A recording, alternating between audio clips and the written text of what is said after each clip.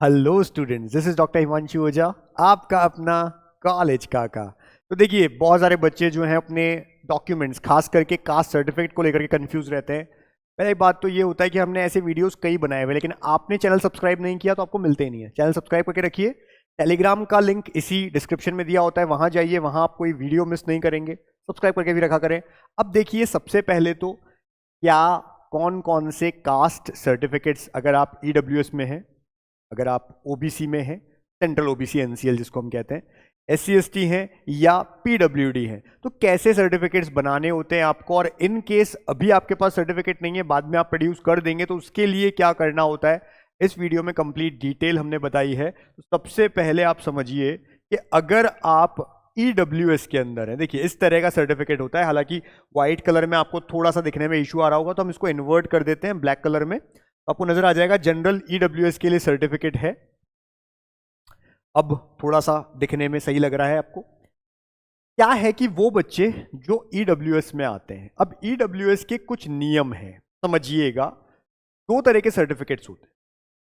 आप ईडब्ल्यूएस की बात कर लीजिए, आप ओबीसी की कर लीजिए, आप एससी एसटी की एक होता है सेंट्रल सर्टिफिकेट, एक होता है स्टेट सर्टिफिकेट। आपको जब काउंसलिंग लेवल पे जाते हो तो दोनों सर्टिफिकेट बनवाने पड़ते हैं, सेंट्रल का भी, स्टेट का भी। सेंट्रल सर्टिफिकेट क्यों रिक्वायर्ड है? अगर आपको सेंट्रल काउंसलिंग, जिसको हम ऑल इंडिया काउंसलिंग कहते हैं, अगर वो करवानी है, यानी जब हम गवर्नमेंट कॉलेज के लिए जाते हैं, दो तरह से हम गवर्नमेंट कॉलेज ले सकते हैं। या तो ऑल इंडिया काउंसलिंग से 15% कोटा पूरे इंडिया में, किसी भी कॉलेज की 15% जो सीट्स हैं वो ओपन है ऑल इंडिया के लिए, तो वहां से हम ले सकते हैं। या अपन अपने खुद के स्टेट से ले सकते हैं, जहां के अपन डोमिसाइल है, वहां पर 85% सीट्स अपने लिए रिजर्व है। तो अगर हम ऑल इंडिया काउंसलिंग में जाएंगे तो वहां हमको सेंट्रल कास्ट सर्टिफिकेट चाहिए, चाहे सेंट्रल ईडब्ल्यूएस है, ओबीसी है। लेकिन अगर हम स्टेट, अपने खुद के स्टेट में काउंसलिंग करवाएंगे, तो उसके लिए स्टेट कास्ट सर्टिफिकेट चाहिए। तो आपके पास दोनों होने चाहिए। अब हर स्टेट का अपना नियम है। कोई स्टेट क्या करती है, एक बार ओबीसी बना दिया, वो 2 साल तक वैलिड है। किसी के लिए वैलिड केवल 1 साल के लिए ही है। तो आपको वो भी जानना चाहिए, आपको पता होना चाहिए। दूसरा, जब हम सेंट्रल सर्टिफिकेट बनवाते हैं और स्टेट सर्टिफिकेट बनवाते हैं, तो मेजर डिफरेंसेस क्या आ सकते हैं। जैसे अगर हम ईडब्ल्यूएस की बात कर रहे हैं, कोई ईडब्ल्यूएस में अगर वो इस तरह के फॉर्मेट का सर्टिफिकेट बनाएगा, तो उसे सेंट्रल कहेंगे। इसमें थोड़ा भी चेंज हुआ, ये जो क्लॉज 4 पॉइंट्स दिए, इनमें थोड़ा भी चेंजेस है, वो स्टेट में आ जाएगा। कुछ स्टेट ऐसे हैं जहां ईडब्ल्यूएस जो सर्टिफिकेट बनता है वो सेंट्रल और स्टेट का सेम बनता है, तो एक ही बन जाएगा, चल जाएगा दोनों जगह। इंपॉर्टेंट है क्या बात लिखी हुई है, क्या फॉर्मेट है, क्या नियम है। अगर वो सेम है चल जाएगा, अदरवाइज दोनों अलग अलग बनवाना है।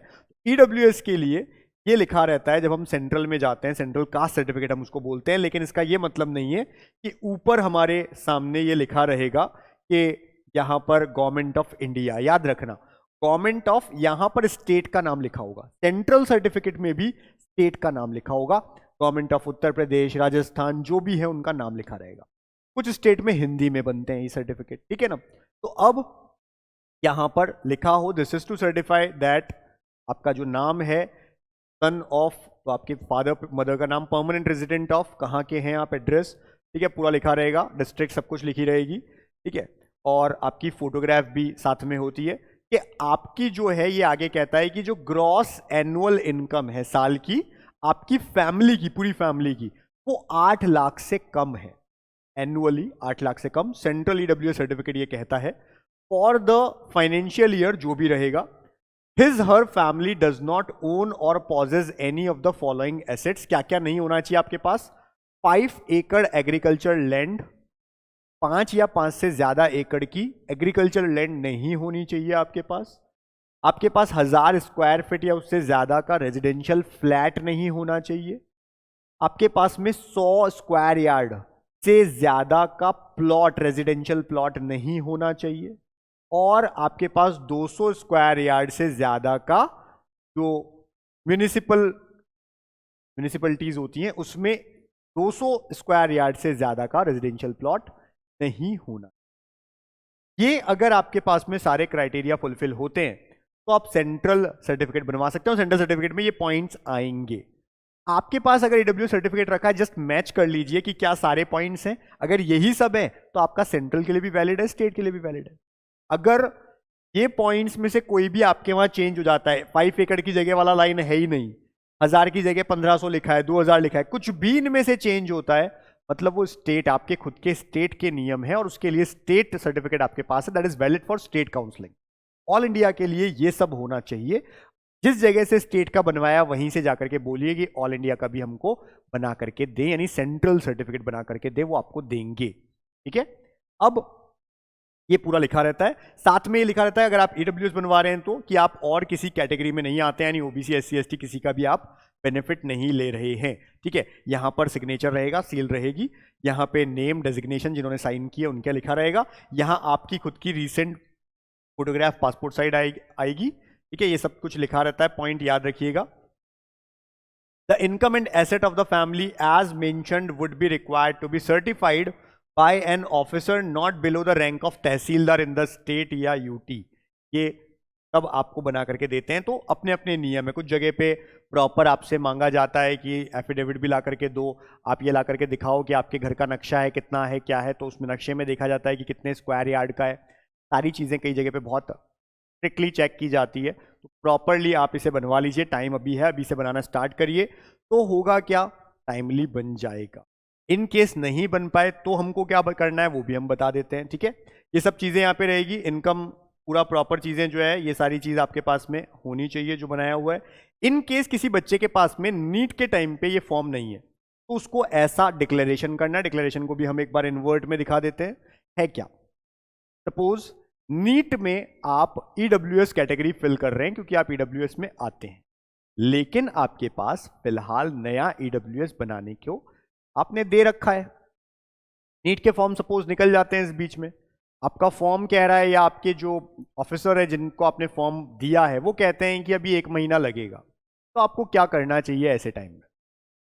मतलब फॉर्म भर रहे हैं, अभी हमारे पास सर्टिफिकेट बना हुआ नहीं है लेकिन हम उस कैटेगरी में आते हैं, हमारा बन जाएगा, हम श्योर हैं, उस केस में हमें ईडब्ल्यूएस टिक कर देंगे। आप जो नीट का फॉर्म होगा उसमें लिख देंगे आप ईडब्ल्यूएस है, और ऐसा डिक्लेरेशन आपके एनटीए का नीट का जो इस बार का ब्रोशर आएगा उसमें ऐसा एक डिक्लेरेशन फॉर्म रहेगा, हर एक के लिए रहेगा, ईडब्ल्यूएस के लिए, ओबीसी एससी एसटी पीडब्ल्यूडी सबके लिए रहेगा। ठीक है ना, तो आप उसमें लिख देंगे नेम ऑफ द कैंडिडेट, आपका नाम लिखा रहेगा, एड्रेस पूरा लिखा रहेगा, आपको हाथ से लिखना है, मतलब इसका प्रिंट आउट निकालना है पहले ब्लैंक का, फिर हाथ से लिखना है, आपकी फोटो लगानी है, यहां पर नीट का एप्लीकेशन नंबर, जैसे आप नीट का फॉर्म भरते हैं तो पहला स्टेप होता है एप्लीकेशन, आप बेसिक डिटेल लिखते हैं, आप उसमें लिख देंगे ईडब्ल्यूएस कैटेगरी है, नेम क्या है, एड्रेस क्या है, बेसिक डिटेल्स आप लिखेंगे।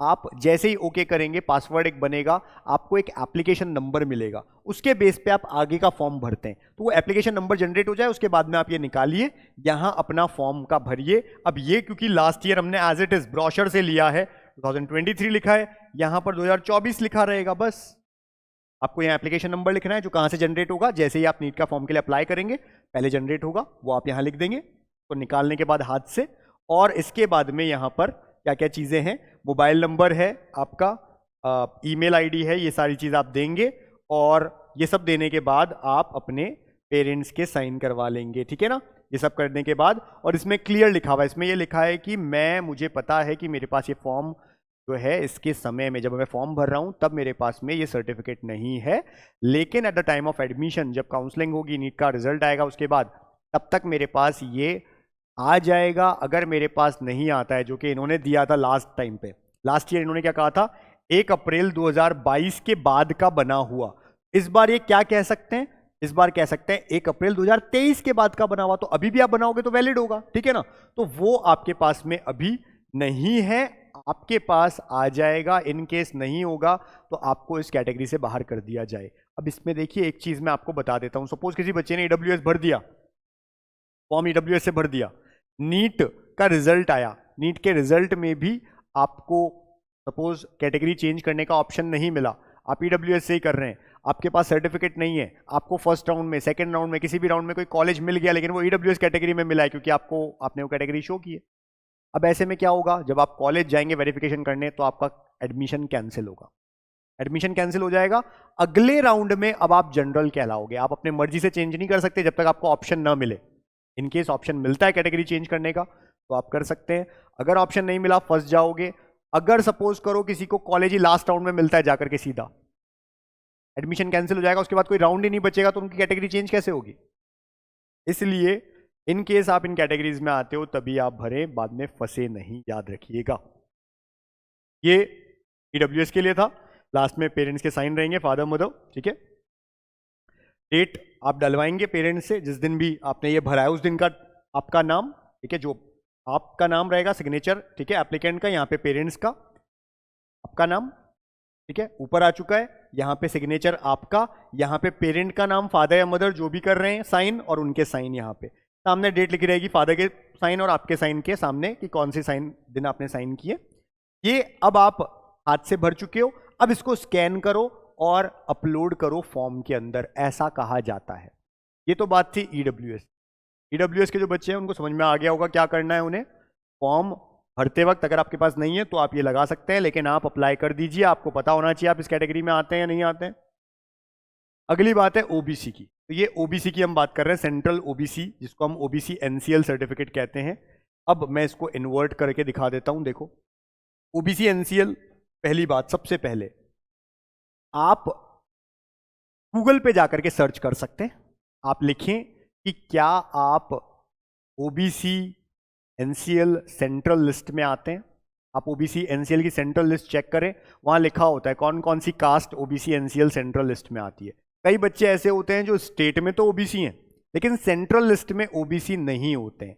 ऐसे केस में एनटीए जो कहता है, मैं वो बात बता देता हूं, एनटीए क्या कहता है, एनटीए नीट में जो फॉर्म आता है उसमें लिखा होता है कि इन केस आप ओबीसी की सेंट्रल लिस्ट में ओबीसी एनसीएल हैं तभी आप ओबीसी टिक लगाइए, अदरवाइज जनरल लिखिए, ऐसा कहा जाता है। ऐसे बच्चे जो स्टेट काउंसलिंग जब करते हैं तो स्टेट काउंसलिंग के टाइम वो अपने स्टेट में ओबीसी भर सकते हैं क्योंकि वो ओबीसी स्टेट में। ये तरीका होता है। ओबीसी वाले बच्चे जिनका सेंट्रल लिस्ट में नाम नहीं है उनको जब नीट का फॉर्म भरना चाहिए वहां जनरल लिखना चाहिए। ये मैं लॉ बता रहा हूं as per the NTA, NEET ये लिखता है, ये कहता है वहां पे, ठीक है। हालांकि यहाँ पे एक दो जगह मैंने ऐसे देखा है, कुछ स्टेट हैं तो क्या करते हैं जब नीट की काउंसलिंग होती है तो उनको कैटेगरी चेंज करने का ऑप्शन ही नहीं देते, बच्चा फंस जाता है। वहां गलती स्टेट की है क्योंकि जब आपने फॉर्म भरा तो आपने एज पर रूल किया, आपको पूरा ब्रोशर ढंग से पढ़ना है, एज पर रूल चलना है। अगर आप ओबीसी एनसीएल की सेंट्रल लिस्ट में आते हैं तो आपको इस सर्टिफिकेट बनाने को दे देना चाहिए। अब आप दे सकते हैं, आपका वैलिड होगा, अभी आपने दिया है तो भी वैलिड माना जाएगा, नीट में भी, काउंसलिंग में भी, सब में। अब देखिए क्या होगा, सेंट्रल में, सेंट्रल ओबीसी एनसीएल में ये लिखा रहेगा form of certificate to be produced by other backward class यानी ओबीसी एनसीएल यानी non creamy layer applying for admission to central education institutions जैसे सी, जो इनको भी हम सेंट्रल कोई भी एजुकेशन के लिए यहां पे है, under the government of India, ये लाइन लिखी रहेगी। चाहे यहां पर आपके स्टेट गवर्नमेंट का नाम लिखा रहेगा, कोई दिक्कत नहीं है, आपका जो भी स्टेट है, राजस्थान स्टेट, यूपी, जो भी यहां लिखा रहेगा, यहां ये लाइन में लिखा रहेगा गवर्नमेंट ऑफ इंडिया। इससे आप पहचानोगे आपका सर्टिफिकेट सेंट्रल है। अगर ये नहीं लिखा है तो आपका स्टेट का सर्टिफिकेट है, ध्यान रखिएगा भाई। फिर भी आप जो ऑफिसर होते हैं जो बनाते हैं उनसे कंफर्म कर सकते हैं कि भाई मेरा ये सर्टिफिकेट सेंट्रल है या स्टेट है। सेम चीजें हैं, आपके पास सेंट्रल सर्टिफिकेट भी होना चाहिए और स्टेट सर्टिफिकेट भी होना चाहिए। क्यों होना चाहिए? ऑल इंडिया काउंसलिंग करवाओगे सेंट्रल की 15% कोटे के लिए, गवर्नमेंट कॉलेजेस के लिए जाने के लिए, तो आपके पास में सेंट्रल का सर्टिफिकेट होना चाहिए। अगर आप स्टेट काउंसलिंग करवाते हो 85% कोटे के लिए, आपके पास में क्या होना चाहिए, स्टेट का सर्टिफिकेट होना चाहिए। दोनों आपके पास होने चाहिए। कोई इश्यू रहता है, आपको चीजों को समझ में नहीं आता, आपको लगता है हमारे साथ काउंसलिंग करवानी है, लास्ट राउंड तक साथ चलना है, हम पूरा आपका ध्यान दें, आपको सारी चीजें बताएं, तो नीचे नंबर दिख रहा है 72300533। कॉलिंग नंबर नहीं है, व्हाट्सएप है। व्हाट्सएप मैसेज करें और हमसे नीट पेड काउंसलिंग की डिटेल्स मांग लें, हम अपना ब्रोशर भेज देते हैं। हम लास्ट राउंड तक पूरी काउंसलिंग में आपकी हेल्प करेंगे, आपको अभी से साथ देते हैं। अभी से मेंटोर दिया जाता है जो आपकी हेल्प करता है इवन नीट में स्कोर अच्छा करने के लिए। तो कोई गवर्नमेंट मेडिकल कॉलेज में, अच्छे कॉलेज में पढ़ने वाला स्टूडेंट होगा, वो आपका मेंटर बनता है। उनसे आप स्ट्रेटेजी डिस्कस कर सकते हैं नीट में स्कोर लाने के लिए। हमारे दूसरे नंबर पे जो है आप काउंसलिंग रिलेटेड चीजें पूछ सकते हैं, आपको लास्ट राउंड तक पूरी हेल्प मिलती है, सारी डिटेल्स मिलती है, सारे नोटिफिकेशंस मिलते हैं, कोई चीज आप मिस नहीं करते हैं, आपको पूरी प्रेफरेंस लिस्ट आपके अकॉर्डिंग बना करके देते हैं रिजल्ट के बाद, सारी चीजें हमने स्टार्ट कर दी 1 जनवरी से। बच्चे जुड़ गए हैं बहुत अच्छे नंबर में।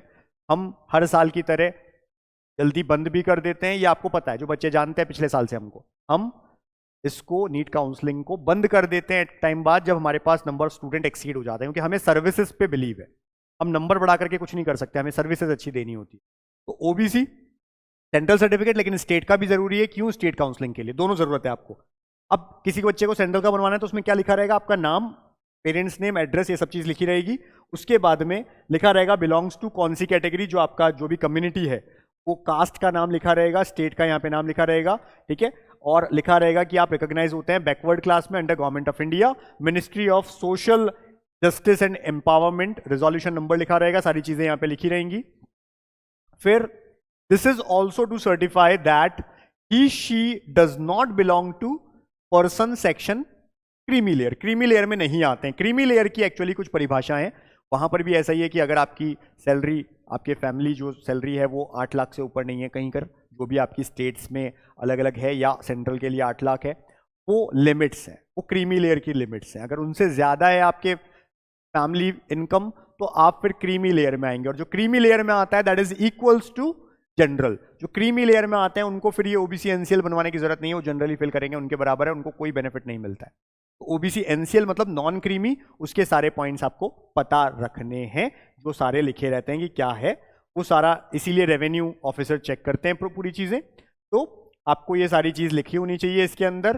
फिर डिस्ट्रिक्ट मजिस्ट्रेट या डिप्टी कमिश्नर या जो भी कॉम्पिटेंट अथॉरिटी है वो यहाँ पे साइन करेंगे। कई जगह पे रेवेन्यू ऑफिसर्स भी करते हैं, तो डेट सील यहाँ पे लगा रहेगा, ठीक है। यहाँ पे लिखा रहता है किस किस से आपको साइन करवाने। डिस्ट्रिक्ट मजिस्ट्रेट हो सकते हैं, एडिशनल मजिस्ट्रेट हो सकते हैं, कलेक्टर हो सकते हैं, डिप्टी कमिश्नर हो सकते हैं, एडिशनल डिप्टी कमिश्नर हो सकते हैं, ठीक है। या आपका जैसे आप देखते हैं तालुका मजिस्ट्रेट हो सकते हैं, कैसे भी अलग अलग सब डिविजनल हो सकते हैं, या फर्स्ट जो भी क्लास सुपरिंटेंडेंट मजिस्ट्रेट हो सकते हैं, असिस्टेंट कमिश्नर हो सकते हैं। जो भी पॉइंट्स यहाँ पे दिए होते हैं उनमें से कोई भी हो, रेवेन्यू ऑफिसर या कोई भी, तो जो आपके वहां बनवाते हैं। अब देखिए एक तरीका ये होता है, कई बार बच्चे पूछते हैं कैसे बनवाएं।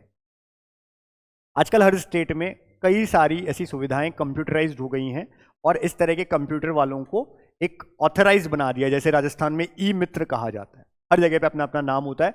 वहां पर उन कंप्यूटर में जहां पर सारे डॉक्यूमेंट्स वगैरह होते हैं, बिल भी जमा होते हैं, सब होते हैं, आप उनसे जाकर के बोलिए कि हमें सेंट्रल ओबीसी सर्टिफिकेट बनाना है, सेंट्रल ईडब्ल्यूएस सर्टिफिकेट बनाना है। वो पूरा प्रोसेस ऑनलाइन होता है, वो कर देते हैं, आपको कोई टेंशन नहीं लेनी, आपके पास बस वैलिड डॉक्यूमेंट्स होने चाहिए, ठीक है। ये तरीका है, सर्टिफिकेट आप बनवा लेंगे। अगेन बनाने को दे दीजिए, इनकेस टाइम लग रहा है, नहीं बन रहा है जब तक नीट का फॉर्म चल रहा है तब तक, तो आप भी डिक्लेरेशन भर सकते हैं। डिक्लेरेशन क्या होगा? ये है डिक्लेरेशन। कई बार बच्चे हमसे ये भी पूछते हैं कि सर हम सीधा इसका प्रिंट आउट निकलवा के ऑफिसर से साइन करवा लें, तो देखो गलत नहीं है, लेकिन कई बार रिजेक्ट कर देते हैं इसे, eight the time of admission नहीं मानते। तो बेटर ये है आप इसका फॉर्मेट ले जा करके दिखा दीजिए ऑफिसर को कि हमें ऐसा चाहिए, ये सारी चीजें हमसे मांगी गई है नीट में, तो उस तरह का उनके पास होता है, वो बना करके दे देंगे। बट वो कंप्यूटराइज्ड हो तो बेटर है। जहां हाथ से करते हैं वो हाथ से करेंगे, जिन स्टेट्स में है ही नहीं आज भी सुविधा, वो हाथ से ही करते हैं, तो वो तो ठीक है, अलग बात है। लेकिन ऐसा नहीं कि आप इसको निकाल करके सीधा लेके जाएं। हालांकि मैंने कहा है कई बार एक्सेप्ट भी हो जाता है, लेकिन मैं ऐसा नहीं कहूंगा। मैं कहूंगा आप लेके जाइए, ये फॉर्मेट दिखाइए और उस तरह का फॉर्मेट कंप्यूटराइज बनवाइए, जो भी उनका प्रोसेस होता है वो बना करके देंगे आपको, ठीक है ना।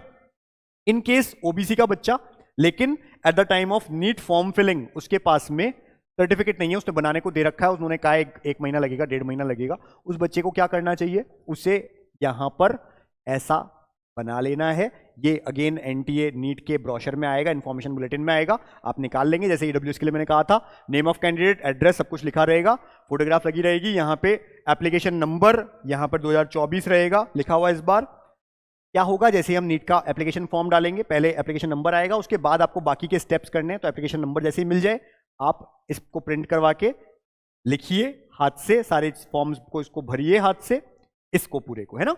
आपका मोबाइल नंबर, ईमेल एड्रेस, और यहां पर लिखा हुआ है अगेन कि मेरे पास जो है, जो पिछली बार बोला गया था, पिछली बार ये कहा था 1 अप्रैल 2022 से 31 मार्च 2023 के बीच का जो सर्टिफिकेट है वो अभी मेरे पास बना हुआ नहीं है, लेकिन मैं बनवा लूंगा। अब यहां 31 मार्च 2023 कहा था, ठीक है। हो सकता है इस बार जो आए 1 अप्रैल 2023 से 31 मार्च 2024 आए। आप बनाने को दे दीजिए, अभी तो टाइम है, जनवरी चल रहा है, आप बनाने को दे दीजिए, ठीक है। बन के आ जाएगा, तब तक वैलिड होगा, माना जाएगा, काउंसलिंग में भी वैलिड होगा, टेंशन लेने की जरूरत नहीं है, ठीक है ना। तो आप उसे बनवा सकते हैं, तो आप बनाने को दे दीजिए। फिर भी अगर तब तक ना आए तो आप क्या करेंगे, ऐसा ये एक डिक्लेरेशन फॉर्म होता है, भरेंगे, इसमें लिखा रहता है कि मुझे पता है कि मेरे पास इसके बीच का सर्टिफिकेट नहीं है, लेकिन मैं बनवा लूंगा अगर मुझे एडमिशन टाइम पे नहीं मिला सर्टिफिकेट तो मुझे ओबीसी से बाहर कर दिया जाए। दिक्कत वही आएगी, अगर आपने भर दिया सर्टिफिकेट नहीं मिला, तब भी काउंसलिंग हो रही है, फर्स्ट राउंड सेकंड राउंड, जब भी आपको कॉलेज मिला आपका पहले एडमिशन कैंसिल होगा उस राउंड में, फिर अगले राउंड में आपको जनरल माना जाएगा। और किसी बच्चे को लास्ट राउंड में ही अगर सीधा जाकर के ओबीसी से कोई सर्टिफिकेट में कॉलेज मिला और सर्टिफिकेट हाथ में नहीं है, उस बच्चे का फिर कुछ नहीं हो सकता, क्योंकि लास्ट राउंड था, उसके बाद में वो जनरल में भी कब कहलाएगा, राउंड ही खत्म हो गए। इसलिए अगर आप इस कैटेगरी में आते हैं, सर्टिफिकेट प्रॉपर है तो भरिया करें, और पता भी चल जाए कि हाँ भाई मिल जाएगा मेरे को, तो भी तब भी भर सकते हैं और ऐसा बना दें, ये सबमिट कर सकते हैं आप, ठीक है ना। ये हमें पता होना चाहिए, सारी चीजें पता होनी चाहिए, सारी चीज लिखी हुई है। उसके बाद में आपको फादर मदर के साइन करवाने हैं, उनका नाम लिखना है, खुद के साइन करने हैं, डेट फादर और आपके जो भी साइन की डेट है वो यहाँ पे लिखनी है, और इसे फिर अपलोड कर देना है तो जब आप नीट का फॉर्म भर रहे हैं उसके अंदर, ठीक है। सिमिलरली SC ST, बहुत जगह पे ये होता है कि SC ST का अलग अलग सर्टिफिकेट ही नहीं बनते, और यहाँ पे कहीं लिखा भी नहीं है कि सेंट्रल गवर्नमेंट के अकॉर्डिंग या कुछ। हालांकि कुछ स्टेट्स में सेंट्रल और स्टेट के अभी भी सर्टिफिकेट अलग अलग बनते हैं, लेकिन यहाँ पर इस तरह का कुछ बाध्यता नहीं होती है कि इतने टाइम पुराना होना चाहिए SC ST सर्टिफिकेट के लिए। पिछली बार भी ऐसा हो गया था कि इन्होंने लिख तो दिया था कि नया होना चाहिए, लेकिन बाद में स्पेसिफिकेशन देना पड़ा था NTA को। ऐसा नहीं होता, किसी का 2018 का बना हुआ है, 19 का, 20 का, कभी भी सर्टिफिकेट बना हुआ है चलेगा, वैलिड है। SC ST सर्टिफिकेट में ऐसा नहीं होता है, वो एक बार ही जनरली बनता है, और अगर इस तरह का रहे तो बहुत बेटर है, नहीं हो तो एक बार पूछ लेना जिन्होंने आपका सर्टिफिकेट बनाया कि हमको इस फॉर्मेट में सर्टिफिकेट मिल सकता है क्या, मिल जाए तो बहुत बेटर है, सेंट्रल होता है, ठीक है। पूरा प्रॉपर यहाँ पे लिखे होते हैं कि कौन कौन से कॉन्स्टिट्यूशन में क्या क्या चेंजेस आए, ये सब यहाँ पे लिखे होते हैं, ठीक है। और ऊपर आपका नाम और प्रॉपर सारी चीजें लिखी होती हैं। ये सर्टिफिकेट्स होंगे, आप इन्हें बनवा लेंगे। मैं फिर से कहूंगा, इसका प्रिंट आउट निकालने के साइन नहीं करवाएं, इसका प्रिंट आउट ले जाएं और ले जाकर के दिखा दें ऑफिसर्स को कि भाई मेरे पास अभी ऐसा सर्टिफिकेट है, मुझे इस तरह के फॉर्मेट में सर्टिफिकेट चाहिए क्योंकि नीट में पूछा जाता है, तो वो आपका देख करके और बना देंगे। अगर वो मना करें, वो कहें कि नहीं अपना ऐसा ही चलता है, तो ठीक है, कोई दिक्कत नहीं, बट कोशिश करिए कि सेंट्रल का कई जगह पे बनता है अलग इस तरह का सर्टिफिकेट, और स्टेट का नॉर्मल रहता है, उसमें इतनी सारी चीजें नहीं रहती हैं।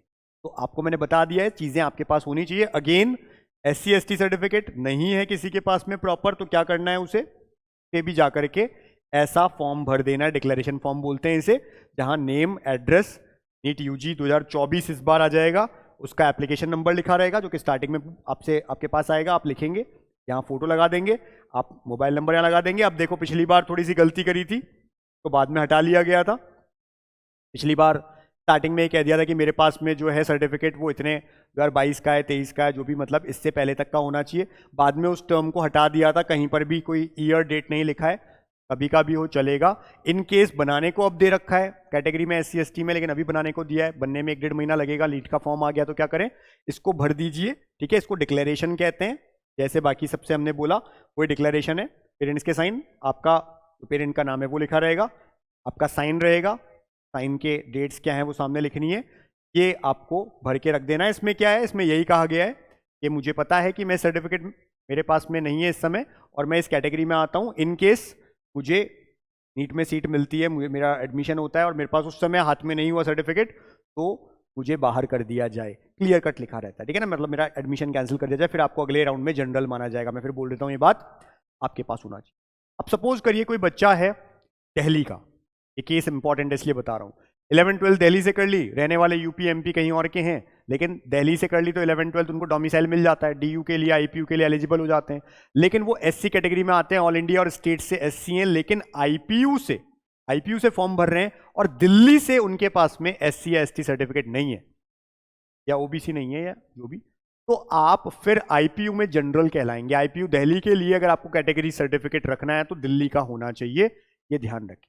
ये केवल IPU की बात कर रहा हूं मैं, DU के लिए कोई दिक्कत नहीं है। DU में जो कॉलेजेस आते हैं सेंट्रल लेवल के हैं तो वहां पे चल जाता है आपका सेंट्रल ऑल इंडिया वाला सेंट्रल का सर्टिफिकेट चल जाता है, ठीक है ना, ये बात भी ध्यान रखना। तो ये आप सब चीजें इसी तरह से फिल करेंगे, प्रिंट आउट निकाल करके इसका, अगर किसी के पास सर्टिफिकेट नहीं है उस समय लेकिन बनाने को दे रखा है, और फिर इसे अपलोड कर देंगे फॉर्म, जो आपका नीट का फॉर्म है उसके अंदर।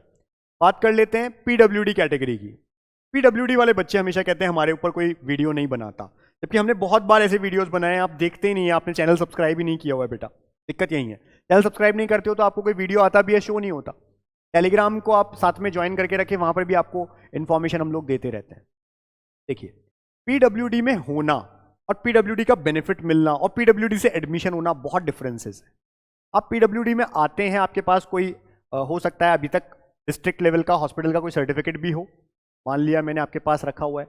हो सकता है आपके पास में आजकल डिसेबिलिटी आईडीज आती है बनी हुई, वो भी आपके पास में है, ठीक है, आप आते हैं। लेकिन जो नीट का क्राइटेरिया कहता है, एनटीए का जो इन्फॉर्मेशन बुलेटिन आएगा उसमें अलग अलग डिजीजेस दे रखी हैं, कितने परसेंट है डिसेबिलिटी वो लिखा हुआ है। अब कई बार क्या होता है, डिस्ट्रिक्ट में हमारी पहचान है डॉक्टर से, 40% की डिसेबिलिटी होनी चाहिए, हमने लिखवा लिया कि हम इसमें आते हैं, लेकिन इसको नीट नहीं मानता है। अब क्या होगा, आप फॉर्म तो दे दोगे, पीडब्ल्यूडी भर दोगे, आप नीट का एग्जाम भी एज अ पीडब्ल्यूडी दे दोगे, लेकिन क्या आपको उसका बेनिफिट मिलेगा क्या? उसके लिए अभी जो आपके पास सर्टिफिकेट रहेगा वो एक नॉर्मल सर्टिफिकेट है जिससे आप फॉर्म भर सकते हो। आपको जैसे ही एनटीए कहेगा, जनरली नीट के रिजल्ट के बाद एनटीए ये एक नोटिफिकेशन निकालता है, तो पीडब्ल्यूडी वाले बच्चों को ऐसे जगह पे जाना होगा। कुछ 17-18 हॉस्पिटल्स के नाम लिखे होंगे इंडिया लेवल पे, अलग अलग स्टेट्स के हॉस्पिटल्स होंगे। आपके पास जो भी हॉस्पिटल आता हो आपके आसपास में, आपसे जो भी नियरेस्ट होता है, आप वहाँ जाएं। वहाँ जाके आप अपना नीट का फॉर्म जो भी आपने पहले भरा हुआ है वो दिखा देंगे, आप अपने पास पहले से जो सर्टिफिकेट है वो दिखाएंगे। वहाँ पूरी कमेटी बैठती है, वहाँ हर तरह के स्पेशलाइज्ड डॉक्टर होते हैं, वो आपकी पूरी जांच करते हैं और फिर वो देखते हैं कि क्या आप सच में उस डिसेबिलिटी क्राइटेरिया में आते हैं क्या। उसके बाद वो ऐसा फॉर्म भरते हैं, ठीक है। ऐसा एक फॉर्म है जिसको वहीं पर भरा जाता है। आजकल जो तरीका है, ऑफलाइन आप जाते हैं, आपको जाना होता है हॉस्पिटल, लेकिन ऐसा फॉर्म अपलोड कर देते हैं वो वहीं से भर के ऑनलाइन। कौन? हॉस्पिटल में जो डॉक्टर्स हैं वो भर के जमा कर देते हैं, वहां पे कमेटी बनी हुई है वो भर देती है कि आप एलिजिबल हैं या नहीं है। इसके लिए नीट में पीडब्ल्यूडी के लिए आप एलिजिबल हैं, ये आप ध्यान रखें, उसके बिना नहीं होगा। इवन तो कई स्टेट में भी मांगते हैं, कुछ स्टेट में अपने खुद के नियम होते हैं, तो आपके पास में ये पूरा होना चाहिए, वहां पे वो लिखेंगे, ठीक है, कौन सी डिसेबिलिटी है, क्या है, सब चीज। और उसके बाद में नीचे साइन होते हैं प्रॉपरली, न्यूरोलॉजी, ऑर्थोपेडिक्स, मेडिसिन, सबके एसोसिएट प्रोफेसर साइन सील लगाते हैं और लिखते हैं, डाल देते हैं वहां पर कि क्या इस बच्चे को एलिजिबल दिया जाए। देखो, eligible for PWD quota, eligible for medical dental course यहाँ पे लिखा रहता है, तो वो टिक लगा देंगे कि एलिजिबल है या नहीं है, और फिर इसको अपलोड कर देंगे खुद एमसीसी की वेबसाइट पे, हाँ भाई ये बच्चा जो है एलिजिबल। ये पूरा प्रोसेस होता है। अभी आपके पास सर्टिफिकेट है, दैट इज फाइन, लेकिन आप डिसाइड नहीं कर सकते मैं तो सर 40% में आता हूं। ये काम किसका है? हॉस्पिटल्स का है। आपको वहां जाना होगा। कब जाना होगा? मैंने बता दिया, नीट के रिजल्ट के बाद एनटीए एक नोटिस निकालेगा कि अब आप लोग जाइए बच्चों, तब आपको वहां जाना है, वहां जाकर के हॉस्पिटल में बताना है। उनके पास पूरी इंफॉर्मेशन आ चुकी होती है एनटीए से, तो वो आपका पूरा एग्जामिन करते हैं। मेडिकल बोर्ड बैठता है, एक ही दिन हो सकता है आप जाएं और आपको उसी दिन मिल जाए, या कई जगह पे क्या होता है आप जाएंगे, आपको एक डेट दी जाएगी, आपको कहा जाएगा, आपके पास अपने आप फोन आ जाएगा, वो उस दिन मेडिकल बोर्ड बैठाते हैं, उस दिन सारे बच्चों को बुलाते हैं जो भी पीडब्ल्यूडी में, और उनका वहीं चेकअप होता है, वहीं उनका ये फॉर्म भर के इसको अपलोड भी वही कर देते हैं एमसीसी की वेबसाइट पे कि हाँ ये बच्चा एलिजिबल। ये सब बातें जो आज हमने की है कास्ट सर्टिफिकेट को लेके की, EWS, OBC, SC, ST, PWD, आप प्रॉपरली जैसे ओबीसी में, ईडब्ल्यूएस में सेंट्रल सर्टिफिकेट भी बनवा के रखें, स्टेट का भी बनवा के रखें, दोनों काम आएगा अपनी अपनी काउंसलिंग में। और फिर मैंने कहा अगर आप हमारे साथ जुड़ना चाहते हैं, वैसे हम फ्री में सारे काउंसलिंग वीडियोस बनाते हैं, फ्री में हर आपको जानकारी देते हैं, फिर भी अगर कोई बच्चा चाहता है, पेरेंट चाहते हैं, कई सारे पेरेंट्स हमारे साथ डॉक्टर जुड़ते हैं, कई सारे पेरेंट्स ऐसे होते हैं जिनके पास टाइम नहीं है लेकिन पैसे हैं देने के लिए, कोई दिक्कत नहीं है। और हम बाकी काउंसलर्स की तरह बड़े बड़े सिटीज में लोग ऑफिस खोल के बैठे हैं, 1 लाख 2 लाख 3 लाख काउंसलिंग चार्जेस हैं उनके। हमारे चार्जेस जो हैं मिनिमम 7,500 है, मैक्सिमम 15,000 है, इस पे तो खत्म हो जाता है हमारा काउंसलिंग चार्ज। तो आप सोचिए इतने कम फीस में हम लोग काउंसलिंग करवा रहे हैं, प्रॉपर गाइडेंस दे रहे हैं। क्यों? क्योंकि हम ज्यादा बच्चों को रीच करते हैं। हमें जितनी हमारी टीम को चलाने के लिए सैलरी चाहिए, हमारी जो टीम बैठी है उनकी सैलरी आपके इतने पैसे से निकल जाती है। हमको 1 लाख 2 लाख रुपए नहीं चाहिए आपके, हम प्रॉपर गाइडेंस उसमें आपको दे पाते हैं, वो हमारे लिए काफी है। तो आप लोग अगर कोई जुड़ना चाहें, नीचे व्हाट्सएप नंबर है 72300533, व्हाट्सएप कर दीजिए, लिख दीजिए नीट पेड काउंसलिंग। हम MBBS, BDS, Ayush courses, abroad में कोई जाकर के पढ़ना चाहता है, तब के जगह एडमिशंस में आपको प्रॉपर हेल्प करते हैं। आपका नीट पीजी का भी अगर है कोई बच्चा तो वो भी हम लोग हेल्प करते हैं। तो तो आप हमसे जुड़ सकते हैं व्हाट्सएप नंबर पे। व्हाट्सएप करिए, कॉलिंग नहीं, व्हाट्सएप करिए और लिख दीजिए नीट पेड काउंसलिंग। हम आपको अपना ब्रोशर भेज देंगे, आप पढ़िए, आपको अच्छा लगे अब हमारे साथ जुड़िए, नहीं अच्छा लगता है कोई दिक्कत नहीं है, आपको फ्री में सर्विसेज तो मिल ही रही है यहाँ पे ऑलरेडी। इसके अलावा हमारा जो टेलीग्राम है उसे आप ज्वाइन करके रखें। नीट के फॉर्म आने वाले हैं, तैयार रहिए सभी चीज़ों के साथ। ऑलरेडी हमने डॉक्यूमेंट्स पे वीडियो बनाया हुआ है प्रॉपर। इशू रहता है तो आप कमेंट में लिख सकते हैं। All the best, thank you.